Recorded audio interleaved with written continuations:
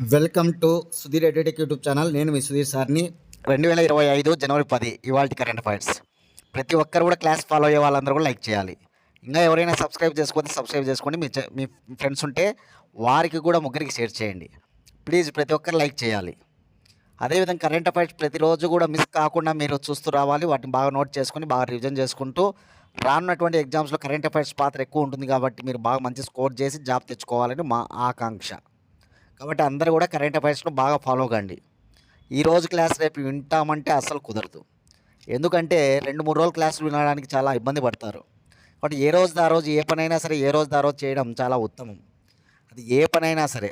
కాబట్టి దాన్ని దృష్టిలో పెట్టుకుని అలా ప్రిపేర్ కండి. అందరూ కూడా రానున్నటువంటి ఎగ్జామ్స్లో మీరు ఖచ్చితంగా సక్సెస్ అవుతారు. అందరూ కూడా టైం వేస్ట్ చేసుకోకుండా బాగా చదువుతారండి ఖచ్చితంగా. ఇక్కడ ఆంధ్రప్రదేశ్ సంబంధించి కానిస్టేబుల్స్కి ప్రిపేర్ అయ్యే వాళ్ళందరికీ కూడా బాగా కష్టపడాలి. ఎందుకంటే డేట్స్ ఇంకా రానే వస్తాయి అన్నమాట దగ్గరలో. అవి త్వరలోనే పెడతారు కాబట్టి ఎగ్జామ్స్ బాగా ప్రిపేర్ కాండి అందరు కూడా. ఇది ఫారెస్ట్ డిపార్ట్మెంట్ ప్రిపేర్ అయ్యే వాళ్ళు, రైల్వేస్కి ప్రిపేర్ అయ్యే వాళ్ళు ఉన్నారు ఓకేనా. అదే జేఎల్ డిఎల్ ఇట్లాంటి అన్ని నోటిఫికేషన్స్ కూడా ఉన్నాయి కాబట్టి మీరందరూ కూడా డిఎస్సి వాళ్ళు కూడా ఓకేనా, వారందరూ కూడా టైం వేస్ట్ చేసుకోకుండా చదువుతున్నామండి ఓకేనా. అందరూ కూడా బాగా చదివే వాళ్ళు ఖచ్చితంగా జాబ్ కొట్టాలని ఆకాంక్షిస్తున్నాం ఓకేనా. సరే క్లాస్లోకి వెళ్ళిపోదాం. ఎవరైనా ఎగ్జామ్స్ రాసుకోవాలనుకుంటే కూడా 8186006848 అనే నెంబర్కి కాల్ చేసి ఎగ్జామ్ రావాలనుకుంటే డైలీ ఎగ్జామ్స్ రాసుకోవచ్చు. ఎగ్జామ్స్ మీకు ఖచ్చితంగా బాగా ఉపయోగపడతాయి ఓకేనా. చూద్దాం. ఫస్ట్ క్వశ్చన్, ప్రపంచ హిందీ దినోత్సవాన్ని ప్రతి ఏటా ఏ తేదీని నిర్వహిస్తారు? ప్రపంచ హిందీ దినోత్సవాన్ని ప్రతి ఏటా జనవరి 10వ తారీఖున ప్రపంచ హిందీ దినోత్సవం అన్నమాట. చూడండి, 2006 జనవరి 10న దీన్ని ఎవరు ప్రకటించారంటే ఆనాటి ప్రధానమంత్రి మన్మోహన్ సింగ్. ప్రధానమంత్రి మన్మోహన్ సింగ్ గారు 2006 జనవరి 10న ప్రపంచ హిందీ దినోత్సవాన్ని ప్రకటించడం జరిగింది. అప్పటి నుంచి ప్రతి ఏటా హిందీ దినోత్సవాన్ని జనవరి 10న నిర్వహిస్తూ ఉన్నామన్నమాట. అదేవిధంగా మొట్టమొదటి ప్రపంచ హిందీ సదస్సు మహారాష్ట్రలోని నాగపూర్లో జరిగింది 1975లో. మొట్టమొదటి ప్రపంచ హిందీ సదస్సు ఎక్కడ జరిగింది? 1975లో మహారాష్ట్రలోని నాగపూర్లో జరిగింది అన్నమాట, గుర్తుంచుకోవాలి. జాతీయ హిందీ దినోత్సవం సెప్టెంబర్ 14. జాతీయ హిందీ దినోత్సవం ఎప్పుడంటే సెప్టెంబర్ 14 అనే విషయాన్ని గుర్తుపెట్టుకోవాలి. ప్రపంచ హిందీ దినోత్సవం జనవరి 10, జాతీయ హిందీ దినోత్సవం సెప్టెంబర్ 14. ఐక్యరాజ్య సమితిలో మొట్టమొదటిసారి హిందీలో ఎప్పుడు మాట్లాడారంటే 1949లో. 1949లో మొట్టమొదటిసారిగా ఐక్యరాజ్య సమితిలో హిందీలో మాట్లాడడం జరిగిందంట. హిందీలో ప్రసంగించిన మొట్టమొదటి ప్రధానమంత్రి ఎవరు ఐక్యరాజ్య సమితిలో జనరల్ అసెంబ్లీలో అంటే కనుక అటల్ బిహారీ వాజ్పేయి. హిందీలో ప్రసంగించిన రెండవ ప్రధాని నరేంద్ర మోడీ అనమాట.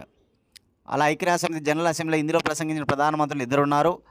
మొదటిసారిగా అటల్ బిహారీ వాజ్పేయి, రెండవ వ్యక్తి నరేంద్ర మోడీ అనమాట. ఈ విషయాలన్నీ మనం గుర్తుపెట్టుకోవాలి. హిందీ అనగానే మనకి భారతదేశ 22 అధికార భాషల్లో ఒకటిగా ఉంది. భారతదేశ 22 అధికార భాషల్లో ఒకటిగా హిందీ అనేటువంటిది ఉంది అనే విషయాన్ని మనం గుర్తుంచుకోవాలి. ఇది చాలా ఇంపార్టెంట్ అనమాట. A global voice of unity and cultural pride అనేది theme. A global voice of unity and cultural pride అనమాట. నా నుంచి మీకు క్వశ్చన్ ఏంటంటే కనుక ప్రవాస భారతీయ దివాస్ జనవరి 9న ప్రవాస భారతీయ దివాస్ ఉంది కదా. ఈ ఏడాది థీమ్ ఏంటి? కామెంట్ బాక్స్లో మీ సమాధానాన్ని తెలియజేయండి అందరూ కూడా.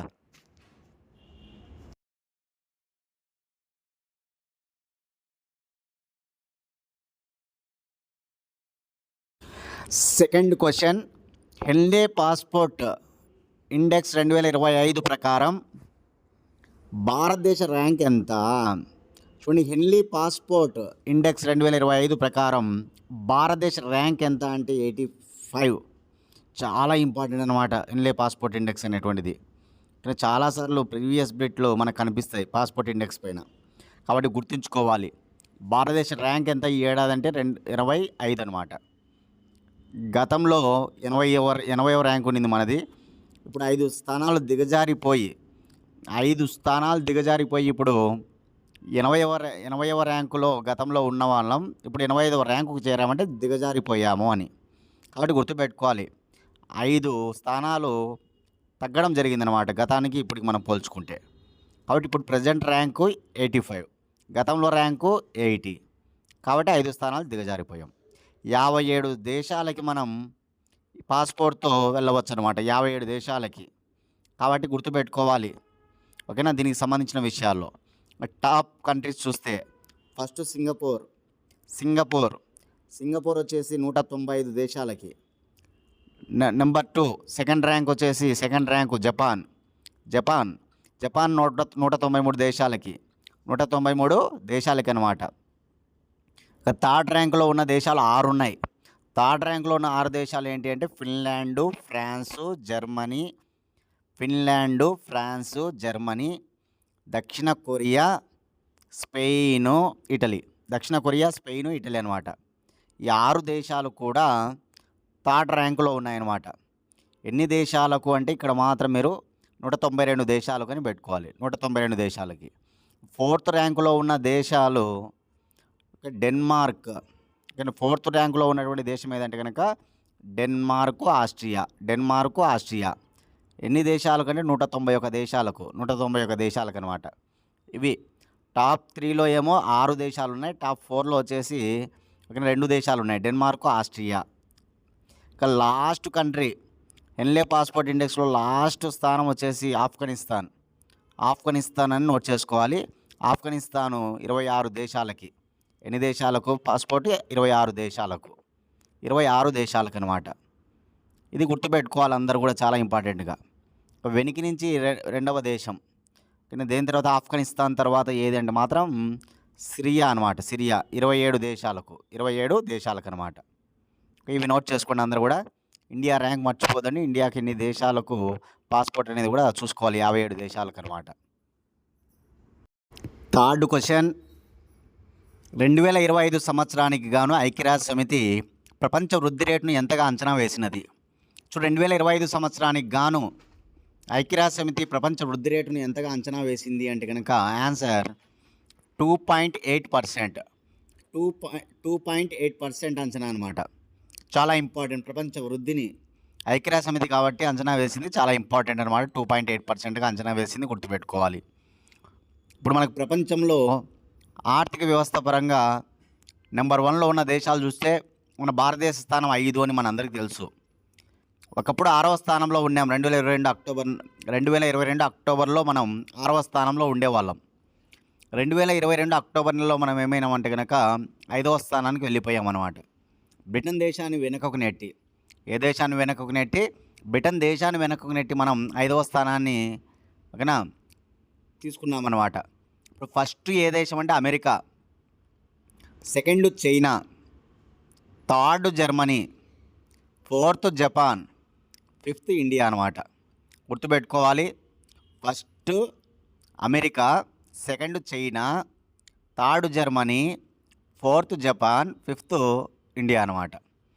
మనం 3వ స్థానానికి వెళ్ళాలనే టార్గెట్ కూడా మనకు ఉంది కాబట్టి గుర్తుపెట్టుకోవాలి. అదేవిధంగా భారతదేశానికి స్వాతంత్రం వచ్చి 100 ఏళ్ళు పూర్తవుతుంది కాబట్టి 2047 నాటికి 2047కు భారతదేశాన్ని అభివృద్ధి చెందిన దేశంగా చేసుకోవాలనే లక్ష్యం కూడా మనకు ఉంది. అభివృద్ధి చెందిన దేశంగా చేసుకోవాలనే లక్ష్యం కూడా మనకు 2047 అనమాట, గుర్తుపెట్టుకోవాలి. క్వశ్చన్ నెంబర్ 4, 76వ గణతంత్ర దినోత్సవ వేడుకలకు ముఖ్య అతిథిగా విచ్చేయనున్న ప్రబోవో సుబియాంతో ఏ దేశ అధ్యక్షుడిగా ఉండెను? చూడండి, ప్రబోవో సుబియాంతో ఈరోజు వార్తల్లో ఉన్నాడు. కారణం ఏంటంటే ఆయన ఒక అధ్యక్షుడిగా ఉన్నాడనే విషయం మనందరికీ తెలుసు, ఇండోనేషియా అధ్యక్షుడు. అటువంటి ఇండోనేషియా అధ్యక్షుడు ప్రబోవో సుబియాంతో ఈ ఏడాది మన దేశంలో జరగబోయే 76వ రిపబ్లిక్ డే వేడుకలకు చీఫ్ గెస్ట్ అనమాట, ముఖ్య అతిథి అనమాట. కాబట్టి ఆ విషయాన్ని మనం గుర్తుపెట్టుకోవాలి. ప్రబోవో సుబియాంతో 76వ గణతంత్ర దినోత్సవ వేడుకలకు చీఫ్ గెస్ట్ అనమాట. ఎక్కడ జరుగుతాయి అంటే ప్రతి ఏటా కూడా ఢిల్లీలోని కర్తవ్య పథలో జరుగుతాయి అన్నమాట. మొట్టమొదటి గణతంత్ర దినోత్సవం 1950 జనవరి 26 జరిగింది. 1950 జనవరి 26 జరిగినప్పుడు ఆ రోజు చీఫ్ గెస్ట్ ఎవరంటే అప్పుడు కూడా ఇండోనేషియా ప్రెసిడెంటే సుకర్నో. మొట్టమొదటి గణతంత్ర వేడుకలకు ముఖ్య అతిథి ఎవరంటే కనుక ఇండోనేషియా ప్రెసిడెంట్ సుకర్నో. ఈ ఏడాది జరిగేటువంటి గణతంత్ర దినోత్సవ వేడుకలకు ముఖ్య అతిథి ఎవరంటే ఇండోనేషియా అధ్యక్షుడు ప్రబోవో సుబియాంతో అన్నమాట, గుర్తుపెట్టుకోవాలి. ప్రపంచంలో ముస్లింలు ఎక్కువగా ఉన్న దేశం ఇండోనేషియానే. ఓకేనా, గుర్తుపెట్టుకోవాలి. 76వ గణతంత్ర దినోత్సవ వేడుకలకు 31 విభాగాలకు చెందినటువంటి 10,000 మంది అతిరథులు హాజరవుతూ ఉన్నారనమాట. ఎన్ని విభాగాలకి? 31 విభాగాలకు చెందినటువంటి 10,000 మంది అతిరథులు కర్తవ్య పథకు రానున్నారనమాట, హాజరు కానున్నారనమాట, ప్యారేడ్లో పాల్పంచుకోనున్నారనమాట. గుర్తుపెట్టుకోవాలి. గణతంత్ర దినోత్సవ వేడుకలకి ఎవరు ఫ్లాగ్ ఎగరేసేదంటే మనందరికీ తెలుసు, రాష్ట్రపతి గారు ఫ్లాగ్ ఎగరేస్తారనమాట. రాష్ట్రపతి ద్రౌపది ముర్ము గారు ఫ్లాగ్ ఎగరవేస్తారనమాట. కాబట్టి ఈ విషయాలన్నీ కూడా మనం గుర్తుపెట్టుకొని చదువుకోవాలి. ఈ ఏడాది ఎన్నవది అనేది కూడా ఇంపార్టెంట్. 76వ గణతంత్ర దినోత్సవ వేడుకలు అనమాట ఇవి. ఓకేనా, ఎంతోమంది గొప్ప గొప్ప అతిరథులు రాబోతూ ఉన్నారనమాట. అందులో అందరూ కూడా మనకి సర్పంచులు కావచ్చు, పారా ఒలింపిక్ ప్లేయర్స్ కావచ్చు, గొప్ప గొప్ప కళాకారులు కావచ్చు, ఇట్లాంటిదంతా కూడా మనకి కనిపిస్తాయి అన్నమాట. ఇక నా నుంచి మీకు క్వశ్చన్ ఏంటంటే కనుక, ఈ ఏడాది జరిగినటువంటి ప్రవాస భారతీయ దివాస్ వేడుకలకు ముఖ్య అతిథిగా విచ్చేసినటువంటి అధ్యక్షుడు ఏ దేశము, ఆ అధ్యక్షుడి పేరేంటి? ఏ దేశ అధ్యక్షుడు ఆయన పేరేంటి అనేది కామెంట్ బాక్స్లో మీ సమాధానాన్ని తెలియజేయండి. అందరూ కూడా చాలా ఇంపార్టెంట్ కదా. ఇద్దరు అధ్యక్షులు అనమాట. జనవరి నెలలో ప్రవాస భారతీయ దినోత్సవానికి ప్రతి ఏటా కూడా ఒక చీఫ్ గెస్ట్ వస్తాడు. గణతంత్ర దినోత్సవ వేడుకలకు కూడా చీఫ్ గెస్ట్ వస్తాడు. కాబట్టి రెండింటిని మనం గుర్తుపెట్టుకోవాలి. ఆల్రెడీ నేను చెప్పాను మీకు, ఓకేనా. కాబట్టి మీరు ఆన్సర్ చేయాలి ఖచ్చితంగా. క్వశ్చన్ నెంబర్ 5, అటవీ సంరక్షణ కోసం గరుడాక్షి పోర్టల్ను ప్రారంభించిన రాష్ట్రం ఏది? చూడండి, అటవీ సంరక్షణ కోసం గరుడాక్షి పోర్టల్ను ప్రారంభించిన రాష్ట్రం ఏది అంటే కనుక ఆన్సర్ కర్ణాటక. చూడండి, మనందరికీ తెలుసు అడవులు రోజు రోజుకు ఎంత నాశనం అవుతున్నాయో. అటవీ సంరక్షణ, అదేవిధంగా వన్యప్రాణుల సంరక్షణ. ఇప్పుడు మనకు స్మగ్లింగ్ ఎక్కువ అవుతుంది, అడవులకు సంబంధించి స్మగ్లింగ్. అది వన్యప్రాణులు కావచ్చు, అడవులకు సంబంధించినటువంటి ఎంతో అటవీ సంపద కావచ్చు, అటవీ వృక్షాలు కావచ్చు. కాబట్టి వీటన్నిటిని కూడా అటవీ సంరక్షణ చేపట్టాలి కదా ఖచ్చితంగా. వాతావరణ మార్పులకు కారణం కూడా అడవుల క్షీణతనే.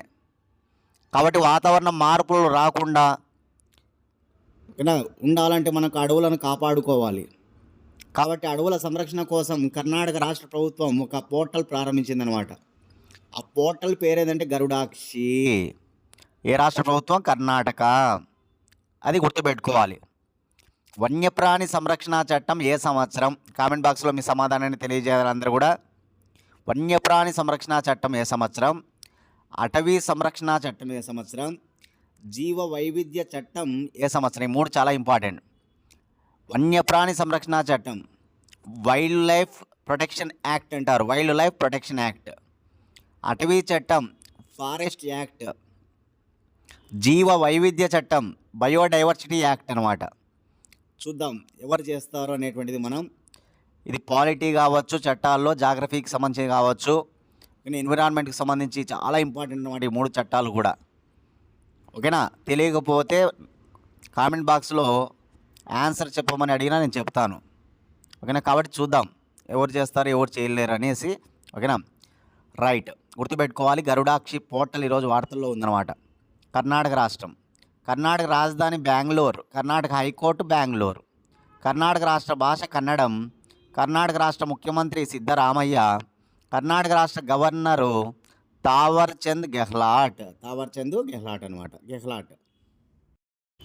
క్వశ్చన్ నెంబర్ 6, ప్రపంచంలోనే అతి శక్తివంతమైన హైడ్రోజన్ రైలు ఇంజన్ను ఎక్కడ ప్రారంభించబోతూ ఉన్నట్లు అశ్విని వైష్ణవ్ తెలిపారు? చూడండి, అశ్విని వైష్ణవ్ ఎవరు? రైల్వే శాఖ మంత్రి. అశ్విని వైష్ణవ్ రైల్వే శాఖ మంత్రి అని మనందరికీ తెలుసు. ఆయన ప్రపంచంలోనే అత్యంత శక్తివంతమైనటువంటి రైల్వే ఇంజన్ను ప్రారంభించబోతూ ఉన్నట్టుగా, అతి త్వరలోనే ఎక్కడ ప్రారంభించబోతూ ఉన్నట్టుగా తెలిపారంటే కనుక హర్యానా రాష్ట్రంలోని సోనీపత్లో. హర్యానా రాష్ట్రంలో సోనీపత్ అనేటువంటి ప్రాంతంలో హైడ్రోజన్ రైల్వే ఇంజన్ను ప్రారంభించబోతున్నారు అనమాట. సరే ఇదేంది ప్రపంచంలో అత్యంత శక్తివంతమైన అంటున్నాడంటే, ఇంతవరకు హైడ్రోజన్ రైల్వే ఇంజన్లను కలిగిన దేశాలు 4. హైడ్రోజన్ ఇంధనంతో నడిచేటువంటి రైలు ఇంజన్లు ఇంతవరకు 4 దేశాలు కలిగి ఉన్నాయి. అవి ఏ దేశాలు అనేది మనం తెలుసుకుంటే, చైనా, జర్మనీ, స్వీడను, ఫ్రాన్స్. ఇంతవరకు హైడ్రోజన్తో నడిచేటువంటి రైలు ఇంజన్లు ఎక్కడ ఉన్నాయంటే ఈ 4 దేశాల్లో ఉన్నాయి. China, Germany, Sweden, France. ఇప్పుడు 5వ దేశంగా మనం నిలవబోతూ ఉన్నాం అన్నమాట. అది కూడా అత్యంత శక్తివంతమైన రైల్వే ఇంజన్ కలిగిన దేశంగా మనదే అనమాట ఈ 5 దేశాల్లో. ఎందుకంటే 500 నుంచి 600 పిహెచ్ సామర్థ్యంతో పనిచేస్తాయంట ఆ దేశాల్లో ఉన్న రైళ్ళు. ఇప్పుడు 4 దేశాల్లో ఉన్నాయి కదా రైల్వే ఇంజన్స్ మనకు హైడ్రోజన్తో నడిచేటువంటివి. అక్కడ 500 నుంచి 600 పిహెచ్ సామర్థ్యంతో పనిచేసే రైళ్ళు అన్నమాట అవి. కానీ మనం ప్రారంభించబోతున్న ఈ హైడ్రోజన్ రైలు ఇంజను సామర్థ్యం ఎంత అంటే ఏకంగా 1200 పిహెచ్ సామర్థ్యాన్ని కలిగి ఉంటాయట. 1200 పిహెచ్ సామర్థ్యాన్ని కలిగి ఉంటాయన్నమాట. అదనమాట న్యూస్ చాలా ఇంపార్టెంట్. ప్రవాస భారతీ దివాస్ ఒరిస్సాలోని భువనేశ్వర్లో జరుగుతుంది కదా, అక్కడ అశ్విని వైష్ణవ్ ప్రసంగిస్తూ ఆయన మాట్లాడడం జరిగిందనమాట. కాబట్టి గుర్తుపెట్టుకోవాలి అందరూ కూడా, చాలా ఇంపార్టెంట్గా. ప్రపంచంలో అత్యంత శక్తివంతమైనటువంటి హైడ్రోజన్ రైల్వే ఇంజన్ను మనమే ప్రారంభించబోతున్నాం. 1200 పిహెచ్ సామర్థ్యాన్ని కలిగి ఉన్న రైల్వే ఇంజను హర్యానా రాష్ట్రంలోని సోనీపత్ వద్ద ప్రారంభించబోతున్నాం. 5వ దేశంగా మనము నిలవబోతూ ఉన్నాం అన్నమాట.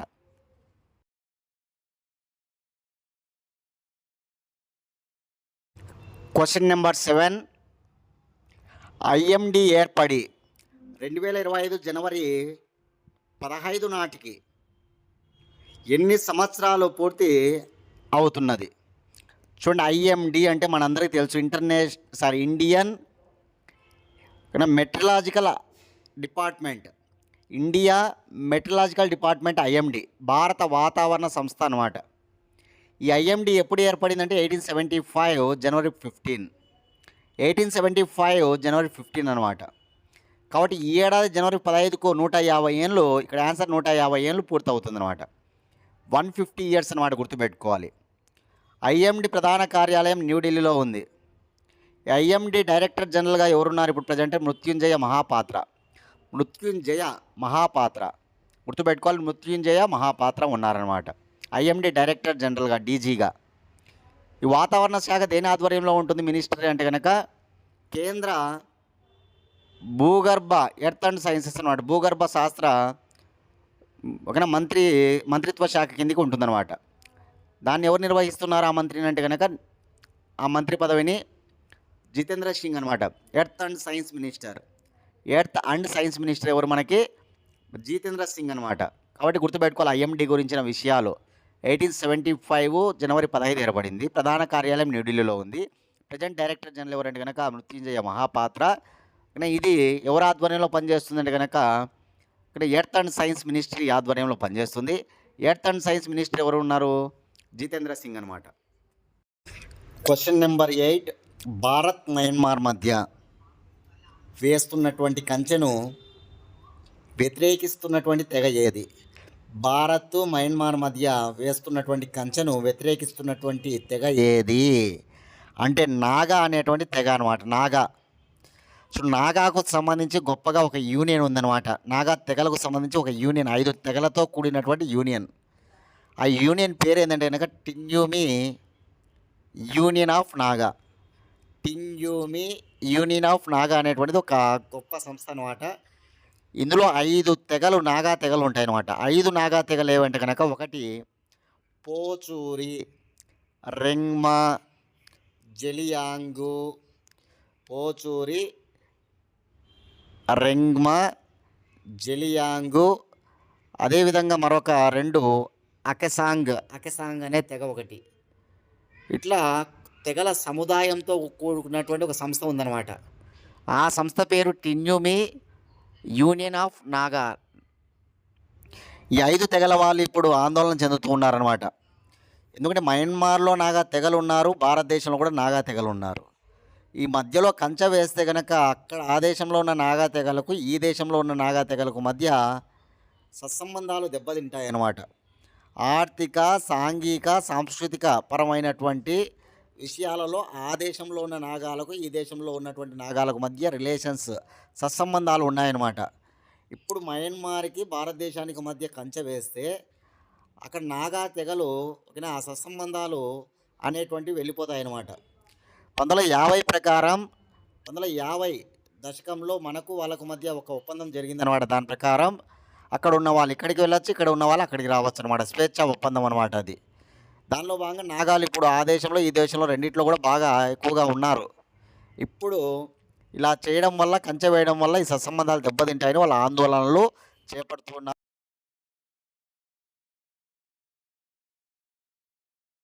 9th క్వశ్చన్, భారత నౌకాదళానికి చెందిన ఏ బోటు అంతర్జాతీయ కాలరేఖను దాటినది? అంతర్జాతీయ కాలరేఖ, ఇంటర్నేషనల్ డేట్ లైన్ అంటారనమాట. International date line, IDT, international date line, అంతర్జాతీయ కాలరేఖ అని తెలుగులో పిలుస్తాం.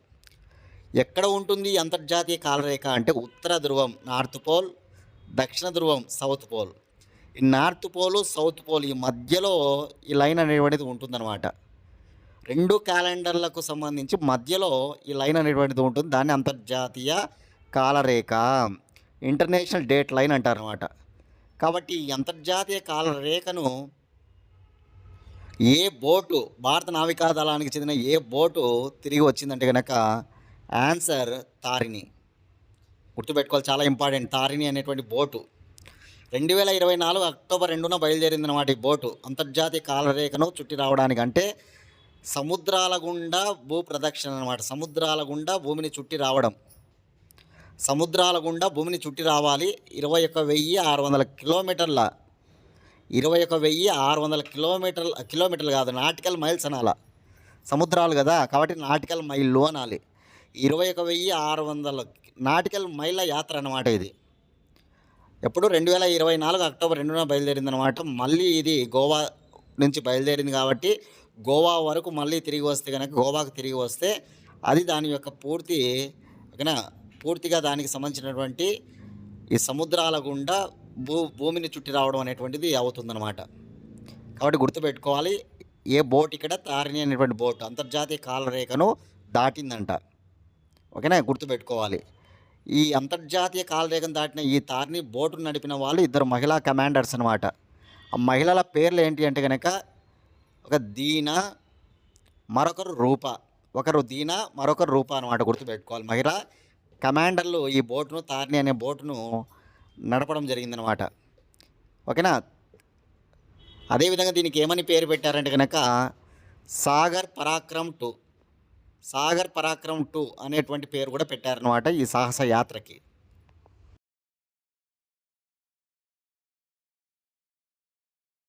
లాస్ట్ క్వశ్చన్, ఖోఖో ప్రపంచ కప్ 2024 భారత జట్టుకు కెప్టెన్గా వ్యవహరించినది ఎవరు? చూడండి, ఖోఖో ప్రపంచ కప్ పోటీలు ఈ ఏడాది మొట్టమొదటి ఖోఖో ప్రపంచ కప్ అన్నమాట. దానికి మన భారతదేశమే ఆతిథ్యం ఇస్తూ ఉందని మనందరికీ తెలుసు. జనవరి 13వ తేదీ నుంచి జనవరి 19 వరకు ఈ ఖోఖో ప్రపంచ కప్ పోటీలు జరుగుతాయి. ఢిల్లీలోని ఇందిరాగాంధీ ఇంటర్నేషనల్ స్టేడియంలో ఇవి ప్రారంభించబడతాయి అన్నమాట. భారత్ నేపాల్ మధ్య ఇవి ప్రారంభించబడతాయి. ఫస్ట్ రోజు ఖోఖో ప్రపంచ కప్ పోటీల్లో 7 జట్లు పాల్గొంటాయంటే భారత్ మరియు నేపాల్ జట్లు అనమాట. మొత్తం 24 దేశాల జట్లు పాల్గొంటాయి. 24 దేశాల జట్లు పాల్గొంటాయి అన్నమాట. కాబట్టి గుర్తుపెట్టుకోవాలి, ఇదివరకే నేను ట్రోఫీల కలర్స్ కూడా చెప్పిన. పురుషుల ట్రోఫీ వచ్చేసి బ్లూ కలర్లో ఉంటుంది అని, అదేవిధంగా ఉమెన్స్ ట్రోఫీ వచ్చేసి గ్రీన్ కలర్లో ఉంటుందని చెప్పినాం. నా నుంచి మీకు క్వశ్చన్ ఏంటంటే కనుక, ఇక్కడ మస్కట్స్ కూడా చెప్పా ఇదివరకు క్లాస్లో నేను. పురుషులకు ఒక మస్కట్ ఉంది, ఉమెన్స్ టీంకు ఒక మస్కట్ ఉందన్నమాట. ఆ మస్కట్లు ఏవి అనేది కామెంట్ బాక్స్లో మీ సమాధానాన్ని తెలియజేయాలి. ఇప్పుడు ఏంటి క్వశ్చన్ ఇక్కడ, భారతదేశ పురుషుల హాకీ టీం ఉంటుంది కదా, పురుషుల ఖోఖో టీం. ఈ పురుషుల ఖోఖో టీంకు కెప్టెన్ అనమాట ఎవరంటే కనుక ప్రతీక్ కెప్టెన్. అదేవిధంగా ఉమెన్స్కు సంబంధించినటువంటి ఖోఖో టీం ఉంటుంది కదా, ప్రపంచ కప్లో పాల్గొనే టీము, మన భారతదేశ టీము.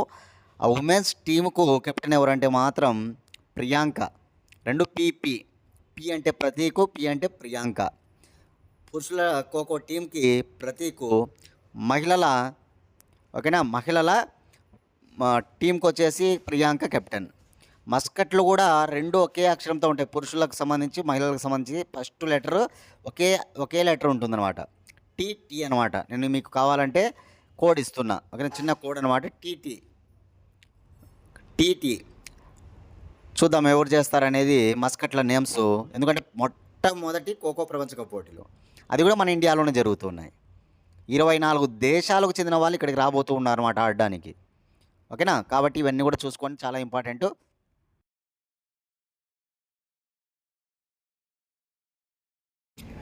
మరికొన్ని న్యూస్ చూస్తే, మెల్లగా దగ్గర అవుతున్న ఇరు ఉపగ్రహాలు. మనందరికీ తెలుసు PSLV-C60 రాకెట్ ద్వారా మనం చేజర్ మరియు టార్గెట్ అనే 2 ఉపగ్రహాలను పంపించాము. ఇవి 2 కూడా దగ్గర అవుతూ ఉన్నాయన్నమాట. ఈ ప్రయోగం పేరు స్పాడెక్స్ అని మనందరికీ తెలుసు, స్పాడెక్స్ అనమాట. కాబట్టి ఈ 2 ఉపగ్రహాలు కూడా ఇప్పుడు దగ్గర అవుతూ ఉన్నట్టుగా మనకి ఇస్రో తెలిపింది. ఇది న్యూస్ అనమాట ఈరోజు. ఏ 2 ఉపగ్రహాలు అనేది మనకు తెలుసు, రాకెట్ పేరు గుర్తుపెట్టుకోవాలి, PSLV-C60. నెలాఖరున NVS-2 ప్రయోగం. NVS-2 అనేది ఒక ఉపగ్రహం అనమాట.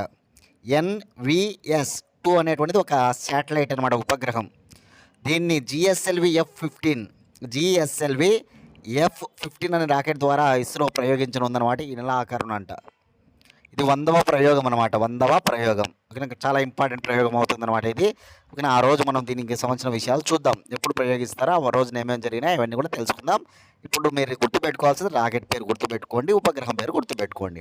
రాకెట్ పేరు GSLV-F15 అయితే ఉపగ్రహం పేరు NVS-2 అనమాట. NVS-2 ఇది 100వ ప్రయోగం అని గుర్తుపెట్టుకోవాలి, ఇస్రో యొక్క 100వ ప్రయోగం అనమాట. నెక్స్ట్ న్యూస్, గణతంత్ర వేడుకలకు 10,000 మంది ప్రత్యేక అతిథులు. చూడండి, ఇప్పుడే నేను చెప్పాను మీకు, ఈ ఏడాది జరిగేటువంటి 76వ గణతంత్ర దినోత్సవ వేడుకలకు 10,000 మంది ప్రత్యేక అతిథులు హాజరు కానున్నారనమాట. 31 విభాగాలకు చెందిన వాళ్ళు వీళ్ళందరూ కలిసి. ఎన్ని విభాగాలకు చెందిన వాళ్ళు? 31 విభాగాలకు చెందిన వాళ్ళు 10,000 మంది ప్రత్యేక అతిథులు, ఓకేనా. అది ఈరోజు న్యూస్ అనమాట.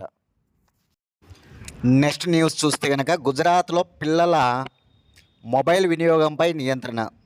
పిల్లల మొబైల్ వినియోగంపై నియంత్రణ ఏ రాష్ట్రం? గుజరాత్ అనమాట. ఒక పిల్లల మొబైల్ వినియోగంపై నియంత్రణ గుజరాత్ విద్యాశాఖ తీసుకుంటూ ఉన్న నిర్ణయం అనమాట.